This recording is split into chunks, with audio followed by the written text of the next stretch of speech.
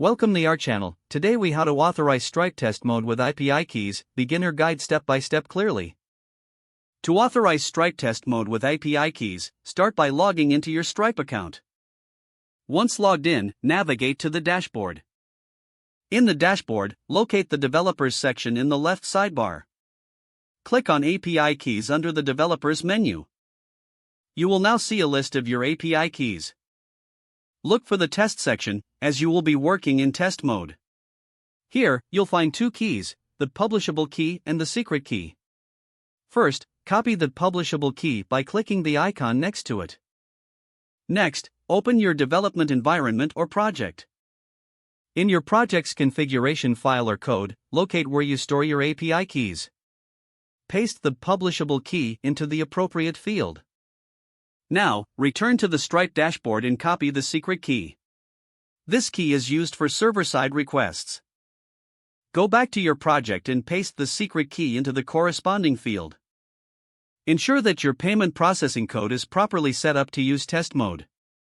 In your code, look for any configuration settings for the Stripe API. Make sure these settings indicate that you are using test mode. Once your keys are in place, test your integration with some sample transactions. Stripe provides example card numbers for testing, which can be found in their documentation. In your testing process, monitor the dashboard for any activity. Check that transactions are processing correctly without errors.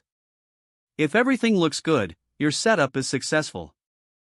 You can now start developing your application in test mode with Stripe. If the page does not load, refresh the browser or try again in a private or incognito window. Make sure you are using the correct email address, then if your password is not accepted, use the reset option and create a new strong password you can remember. Check your spam folder for verification or security emails, then complete any requested confirmation steps. Enable two-factor authentication if available to improve account security and reduce unauthorized access risk. After signing in, review your profile details so your contact information and settings are accurate and current. If you see an error message, note it down and try again after restarting your device and internet connection. Don't forget to like this video and subscribe to our channel for more step-by-step tech guides.